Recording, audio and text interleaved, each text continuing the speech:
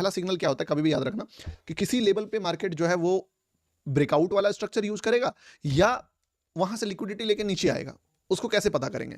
तो अगर मान लो मार्केट का एक बहुत बड़ा लेवल ये है, ठीक है, और ये लेवल जो है for example 1 day time frame पे है, 1 डे टाइम फ्रेम पे, तो अगर छोटे टाइम फ्रेम पे मार्केट इस लेवल को किस तरीके से जा रहा है वो देखो। जैसे कि अभी क्या किया मार्केट ने, 1 मिनट के टाइम फ्रेम पे मार्केट गिर गया, ठीक है।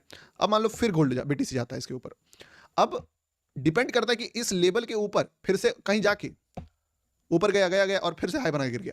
ये जो अप्रोच होता है ना, ये अप्रोच अगर मार्केट बार बार कर रहा है, बार बार कर रहा है, तो पता है ये क्या कहलाता है? आपसे मैं जानना चाहता हूं, अगर ऐसा कैंडल्स बार बार हो रहा है तो आप क्या मानोगे? दो ऑप्शन, सस्टेनेबल मूव या लिक्विडिटी लेके गिरेगा। ये बताओ, आप बताओ मुझे, आप क्या बोलोगे? अगर मार्केट कोई बड़ा टाइम फ्रेम पे बार बार उस लेवल के बियॉन्ड, उस लेवल को नहीं, लिक्विडिटी के बियॉन्ड जा जाके हाई मार मार के बार बार आ रहा है, तो आप क्या मानोगे उसको? कमेंट सेक्शन में बताइए। सस्टेनेबल। अगर किसी को लग रहा है कि वो सस्टेनेबल मूव है तो गलत सोच रहे हो, क्योंकि अगर आप ध्यान से देखोगे बीटीसी का प्राइस एक्शंस को बहुत बार पढ़ो, आपको यही दिखेगा कि मार्केट 2 से 3 बार गया और फिर बाद में फॉल कर गया। अक्सर ऐसा जो प्राइस एक्शन देता है ना मार्केट, वो इसीलिए देता है। क्यों ऐसा कर रहा है आप सोचना, जो मार्केट ये स्ट्रिप एकदम लगातार लगातार लगातार चढ़ रहा है, क्योंकि अगर मार्केट को बड़े टाइम फ्रेम पे गिरना है, लाइक बहुत फॉल करना है, तो जानबूझ के वो एकदम स्ट्रेट मूव में बार बार एक ऐसा हाई मारेगा कि कोई भी बड़ा प्लेयर भी अगर शॉर्ट कर लिया है गलती से लिक्विडिटी सोच के, तो वो पोजीशन को छोड़ेगा। आप सोचिए, ऐसे मूव में, ऐसे मूव में कौन पोजीशन छोड़ेगा? ऐसे मूव में वो सारे सेलर्स पोजीशंस को छोड़ेंगे जो कभी शॉर्ट करके रखे हैं ये सोच के कि बड़ा रिवर्सल्स को पकड़ेंगे, क्योंकि उसको ग्रीन ग्रीन ग्रीन ग्रीन इतना ग्रीन कर देगा कि भाई उसका फट के 4 हो जाए, ठीक है, और वो पोजीशन को छोड़ेगा। इसीलिए मार्केट जब भी ऐसा ऐसा मूव करेगा तो आप मान के चलना कि रिवर्सल्स आने का चांस बहुत ज्यादा है। बट अगर इंस्टेड ऑफ दिस कुछ और हो, लाइक कि मार्केट जो है मान लो एक ही बार में पूरा गिर गया, ठीक है, और वापस गया, और अब लेबल्स को नहीं छुआ है, लेबल से पहले गिर रहा है, लेबल्स को नहीं छू रहा है, लेबल से पहले गिर रहा है, यानी किसको निकाल रहा है मार्केट? किसको निकाल रहा है यहां पे? ऐसे सिनेरियो में मार्केट सेलर को नहीं निकाल रहा है, ऐसे सिनेरियो में मार्केट बायर को निकाल रहा है, ठीक है, बार बार एक नया लो बना रहा है, बायर को निकाल रहा है। और यही वाला बायर, समझे, यही वाला बायर कि मान लो हाई ये है और मार्केट जो है बार बार, एक बार चला गया, ठीक है, एक बार मान लो यहाँ पे लिक्विडिटी ले लिया और गिरा, और उसके बाद बार बार ऊपर जा रहा है, फिर लो, और ऊपर जा रहा है और लो, और ऊपर जा रहा है और लो।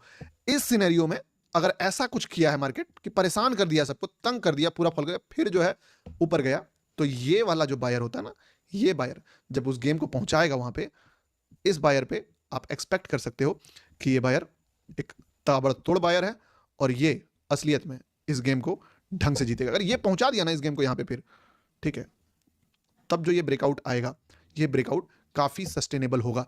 इसका एग्जांपल देखना है, अब गोल्ड का जो सबसे बड़ा रैली आया था, आप उस रैली को देखिएगा। मार्केट एक बार हाई को टच किया और इतना फॉल किया, इतना फॉल किया, इतना फॉल किया, एकदम हद पार फॉल करने के बाद फिर मार्केट जो है ऊपर गया, और जब गया तो फिर रुका ही नहीं। और अगर इसका एग्जांपल देखना है तो बिटकॉइन का कोई भी मूव देख लीजिए, आपको ये वाला एग्जांपल मिल जाएगा। अगर ये ए है तो ये बी है। आप गोल्ड का प्राइस, मैं बोला ना, मैं प्राइस एक्सेस याद रखता हूं मार्केट का, जो भी मार्केट ने बिहेवियर करा है वो सारा बिहेवियर मैं याद रखता हूं। आप देखो गोल्ड का, मैं अगर आपको दिखाऊं कि गोल्ड का क्या प्राइस बिहेवियर था, तो गोल्ड का प्राइस बिहेवियर आपको देख के समझ में आएगा कि सही बात है गौतम भाई। और इसीलिए कहीं ना कहीं यही रीजन था जिसके कारण मैं गोल्ड को आपको समय से पहले बता दिया था कि देखो गोल्ड जो है ना वो ब्रेकआउट के बियॉन्ड जाने वाला है। कब? देखना, मार्केट को अगर तुम 1 डे पे टाइम फ्रेम मार्क करो और इस जगह पे, लाइक कहां था लेवल, हाँ लेवल यहां पे था, ये था लेवल, तो इस जगह पे मार्केट के पास लिक्विडिटी था, ठीक है। अब अगर तुम देखोगे तो मार्केट ने यहां पे जो परेशान किया था लोगों को 1 आवर के टाइम फ्रेम पे, तो वो तुमको समझ में आ जाएगा कि गौतम भाई दिमाग तो सच में खराब किया था मार्केट ने। 13 मार्च नहीं, 13 मार्च नहीं, और पीछे, और पीछे, यस, यहाँ मार्केट एक बार गया, 2 बार गया, गिरा गिरा गिरा गिरा, और जैसे हाई गया, ठीक है, आप नोटिस करना ब्रेकआउट के बाद मार्केट बार बार सेलर को निकालने लगा, सॉरी बायर को निकालने लगा। यहां से जो ये गिरना स्टार्ट करा, तो इतना शार्प फॉल मारा, इतना शार्प फॉल मारा कि कोई हिम्मत ही नहीं करेगा कि यहां पे सोचने का कि ब्रेकआउट आ सकता है।